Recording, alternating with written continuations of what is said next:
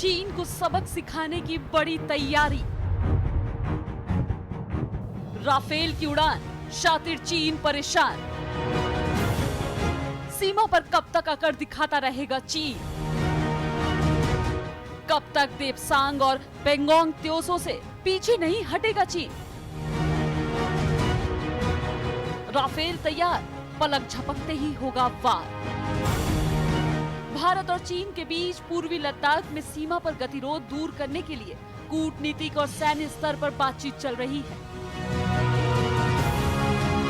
भारत ने साफ कर दिया है कि चीन को देपसांग और पेंगोंग त्योसो से हर हाल में पीछे जाना ही होगा, उसके बिना शांति बहाल नहीं हो सकेगी। लद्दाख में वास्तविक नियंत्रण रेखा यानी LAC के आसपास कई जगहों पर भारत और चीनी सैनिक आमने सामने हैं।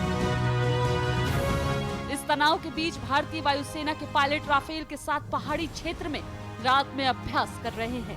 भारतीय वायुसेना के इस अभ्यास ने चीन के साथ साथ पाकिस्तान को भी टेंशन में डाल दिया है। भारत चीन तनाव के बीच हिमाचल की पहाड़ियों में राफेल रात में उड़ान भर रहा है। रिपोर्ट के मुताबिक पहाड़ी क्षेत्र में किसी भी संभावित युद्ध की तैयारी के लिए वायुसेना के पायलट राफेल के साथ ट्रेनिंग कर रहे हैं। जानकारों के मुताबिक ऐसा इसलिए किया जा रहा है ताकि चीन से लगी करीब 1600 किलोमीटर लंबी वास्तविक नियंत्रण रेखा पर स्थिति बिगड़ती है तो वायुसेना किसी भी एक्शन के लिए तैयार रहे। अगर हवा से हवा में मार करने की स्थिति आए तो दुश्मन को तुरंत जवाब दिया जा सके। यही नहीं, हवा से जमीन पर भी एक्शन की नौबत आए तो उसे भी बिना किसी देरी के अंजाम दिया जा सके। रिपोर्ट के मुताबिक पहाड़ी इलाके में अभ्यास कर रहे राफेल को LAC से दूर रखा जा रहा है। इसकी वजह है कि चीन के कब्जे वाले अक्साई चीन में पीपुल्स लिबरेशन आर्मी के रडार से राफेल की फ्रीक्वेंसी की पहचान ना हो सके।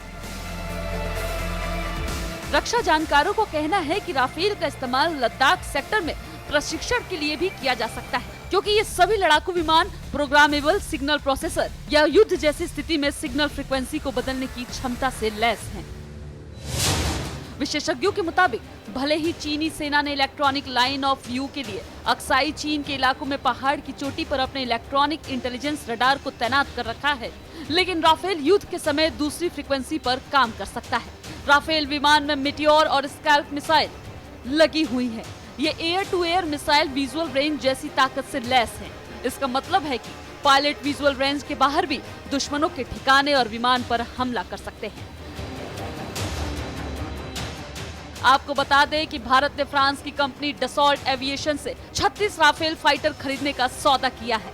इस डील के तहत पहले चरण में भारतीय वायुसेना को 5 राफेल विमान मिल गए हैं, जो 29 जुलाई को अंबाला पहुंचे थे।